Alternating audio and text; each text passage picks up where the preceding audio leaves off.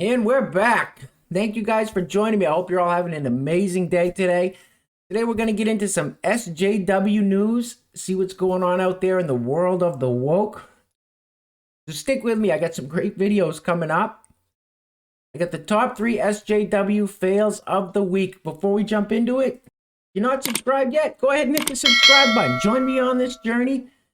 We got a lot to talk about. The community is starting to grow. And if you like my video, leave me a thumbs up. Share the video.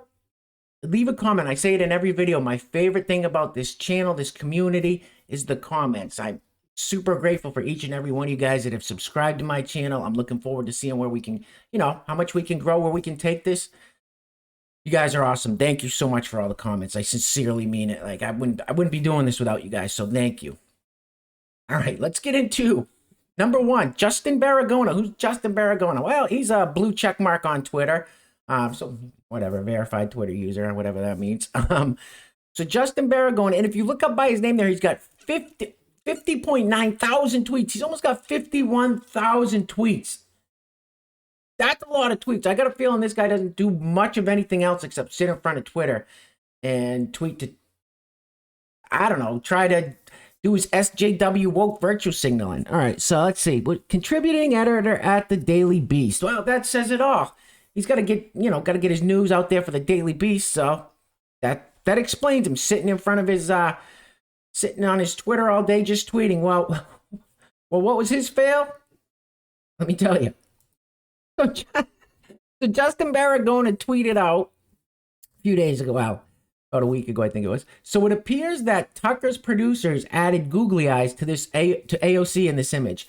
So Tucker Carlson on the Tucker Carlson show, Tucker Carlson Tonight on Fox, he's been doing a bunch about AOC lately, about her saying that thought she was going to die at the Capitol, her about this whole Green New Deal thing. So this image popped up on Tucker Carlson Tonight behind him with AOC. So this guy says it appears that his producers added googly eyes to AOC in this image. Well, why is that so funny? Well, here's a more recent tweet from February 17th. Taking down this tweet as the image of AOC has been out there since at least May of 2018. Anyway, I'll take the L in the addition to the list. All right, that's a guy that keeps a list of SJWLs on Twitter. So he said he's taking the tweet down because it appears Tucker's producers added googly eyes to the image. They didn't. Nobody added googly eyes to AOC. This guy.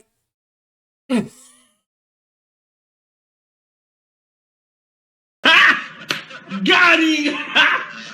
Got him!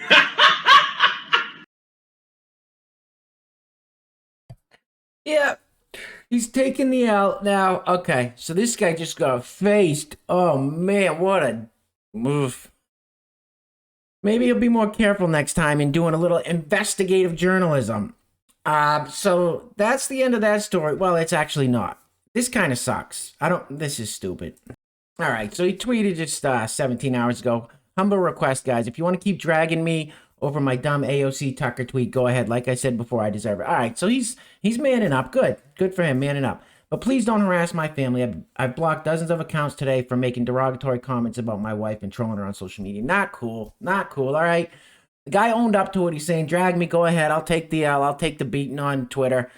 But just leave my family. Leave his family out of it. That's not cool. Listen, guys. That's what the left does. That's the stuff the left does. So we'll just leave it. Got him. Oh, man. All right, that's a good one. So, all right. So what do we have next here?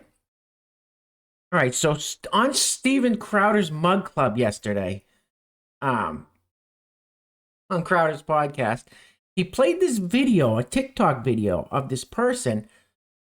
I'm just going to say they.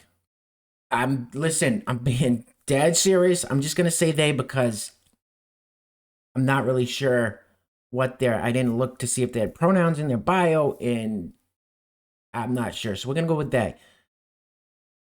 Oh, jeez. So Steven Crowder had this clip of this person talking.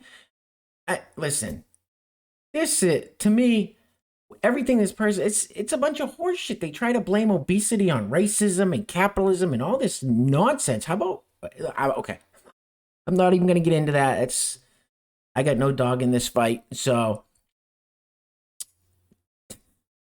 Tucker had this person played this, Tucker, sorry, I was going back to the last story. Steven Crowder played a clip of this person on. I'm going to play you guys the clip.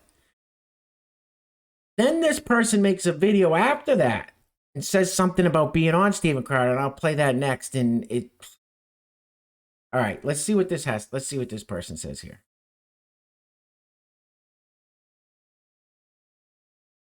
The obesity epidemic isn't real, and it shouldn't be an anti-capitalist talking point. When someone unironically references the obesity epidemic or even uses the word obesity, it tells me they really don't know what they're talking about when it comes to fatness. This use of the word obesity stems directly from the BMI, which was created by a eugenicist with no medical training who based the scale only on white bodies and cow math.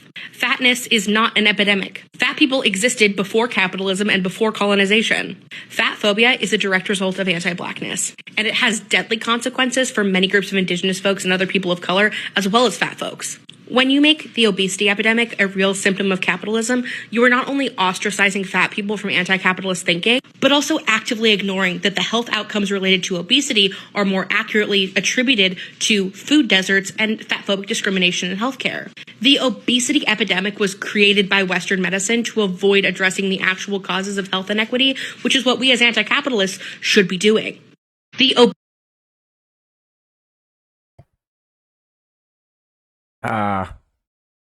What?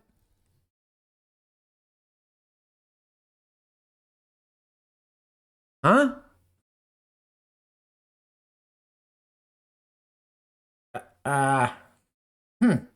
Okay.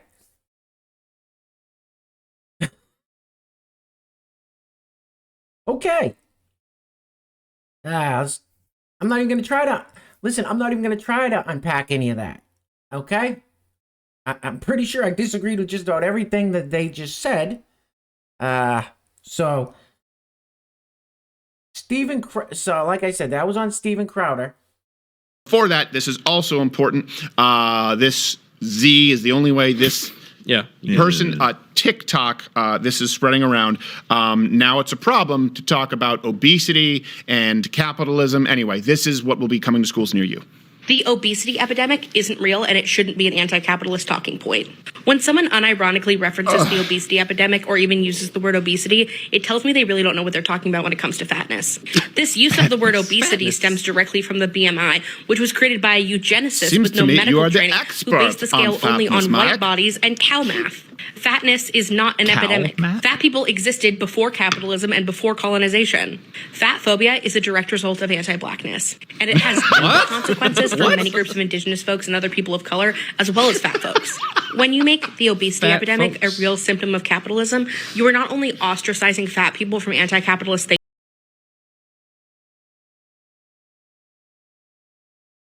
All right, so they played that on Mud Club yesterday. And all right. Oh, trying to keep a straight face here. I know, like I did a video before, Mark Dice getting a strike from YouTube for a face crime. Well, they said it was a hate speech, but he didn't say anything. He made a face. So I'm trying to keep it all straight faced here.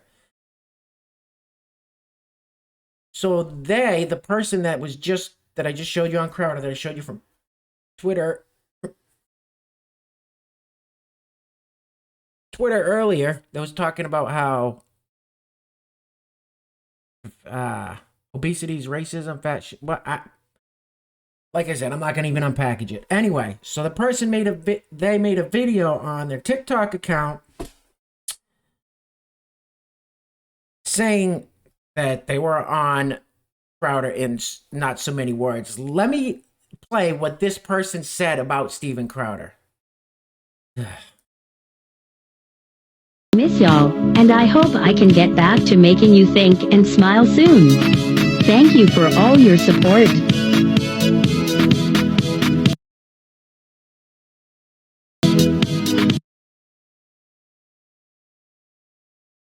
Hang on, I had to let it play through to the end. It already had started. I don't do TikTok, so I don't know how it works, but it's going to start over now, so you'll hear now's the time. Listen clearly. I'm on my way to work, but I wanted to update y'all on my account. A failed comedian recently featured me on his podcast.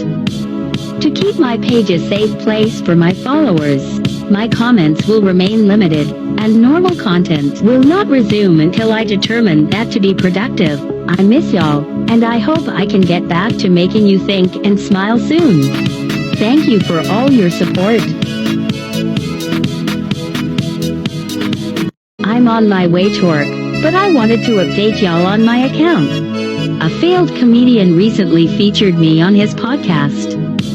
To keep Okay, so you guys heard it. A failed comedian recently talked about me on their podcast or whatever they said. A failed comedian. Failed? Steven Crowder has 5.24 million subscribers. 5.24 million subscribers. Look at just some of the videos down below. 1.3 million views streamed a week ago. I'm sure that'll get plenty more. 1.1 million views. 1 million views streamed 4 days ago. 962,982,000. A failed comedian? That person just said a failed comedian recently featured me on their podcast. What? I'd say Steven Crowder is anything but a failure. And it seems like he's just growing and picking up steam. I'd say he's going to get a lot bigger than what he is now. So, fail. SJW, fail. You could have just said, I was on a podcast. Go check it out. Or not. Just try to make Crowder look bad by saying a failed comedian. If any of your friends or subscribers or TikTok watchers or whatever they are, if they well, let's check this guy out and they go, look, let's see who this clown Steven Crowder's talking about. And they look, oh, Jesus, he doesn't looks anything but failed. Anyway. People. All right, what do we got next? All right,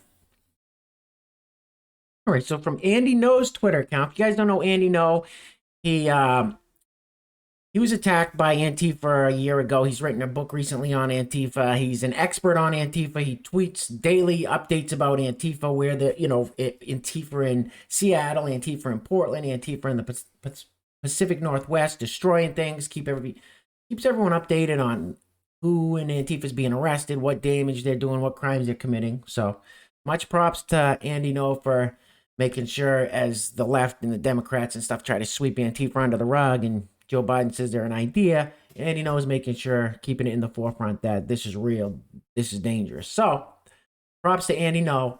Now, all right. So, I'm sure you guys have heard there's some things going on in Texas and in Oregon, Seattle, with the snowstorms, the power outages. There's dumpsters that are being guarded by police, that are being locked up that when people are trying to go get food. Well, and it's the big story about it's down in Texas, but it's been happening in Seattle and Portland as well. So Andy No does a story I'm going to show you where this person, formerly known as Joseph Lawrence Simonis, now Jupiter Simonis, is a Portland-based self-identified world champion athlete. So they is a world champion athlete now, I'm guessing. Yeah, because you can see there with the nice belly, with the nice belly showing, with the gold medals, world champion athlete. So she's also an Antifa activist who claimed federal officers misgendered her last year when she was arrested. She apparently identifies as a journalist now. Interesting. Not only does she identify as a journalist, she identifies as a doctor. Because I'm going to show you a video on Andy No's Twitter feed about Jupiter Simonis being interviewed about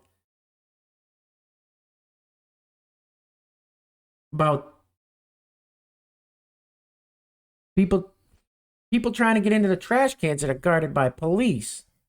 So, okay, so this is it. Portland militant Antifa Juniper Simonis explains her perspective on police guarding a dumpster filled with spoiled food Antifa were trying to steal for redistribution. Simonis was arrested last year by federal officials and immediately shouted, "I'm a woman." All right, so when I play the video, it pops up there. It says Dr. Juniper Simonis or her name. It says her name and then Dr. Journalist or something. Doctor? So they go from being Joseph Simonis to Juniper Simonis to world champion athlete to journalist to doctor. If that's not pretend land, I don't know what is. Okay. See what we got going on with this.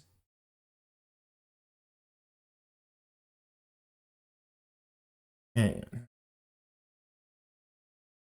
Start from the beginning here.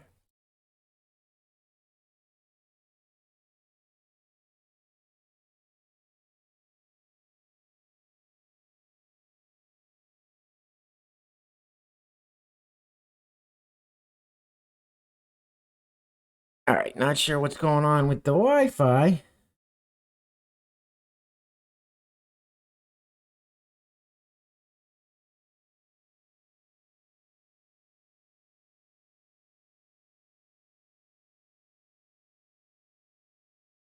Presence of law enforcement, the invocation of the just like severely bloated police department by private property, like to guard trash that could feed people. That's right? just like weird. That's so weird. It's just unconscionable, Yeah. right?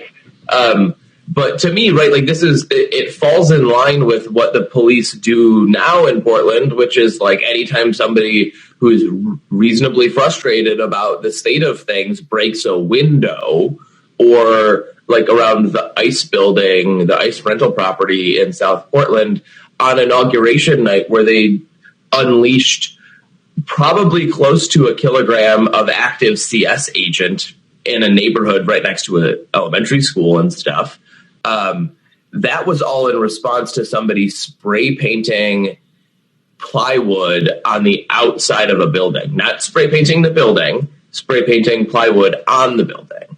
Right. And so the police state, certainly in Portland, but broader than this, like obviously we know values property over people. And in this case, like to them, I could see this as like, it doesn't matter that it was a dumpster. It doesn't matter that it was food. It doesn't matter that people are hungry. It doesn't matter that people that are hungry could be fed by their salaries that they're taking to come and guard this property. All that mattered to them was a private company, quote unquote, concerned about the safety of their employees and their property, called them.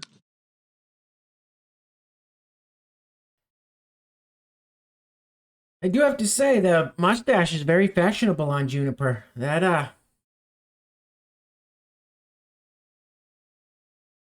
luck. So there you heard it, and you saw it on the screen. Dr. Juniper Simonis, scientist, journalist, along with world champion athlete, used to be Joseph Simonis, now Juniper, doing it all. And basically, what Juniper, the doctor, scientist, journalist, was saying, that is, if someone is reasonably frustrated, they can go smash a window, they can go spray paint on stuff, they can go assault somebody, they can do whatever they want, because it's a police state. It's just a typical Antifa, far left, BLM radical, crazy talk. These people think that they can just destroy properties. Now, I'm not talking about, I don't know how I feel about people wanting food in the dumpsters and them just not saying, go ahead, take it, it's getting thrown away. I'm not going to unpackage that either, but if someone spray paints on a building and breaks a window, that's breaking the law. You get arrested for that in the real world, Juniper Simonis, doctor, scientist, journalist. All right, and that's it for today, guys. If you like my video, share it. Leave me a thumbs up. Leave me a comment. Let me know what you think about this SJW woke craziness that is destroying this country. Till next time, guys, stay safe. Take care of yourselves. Take care of each other. Peace.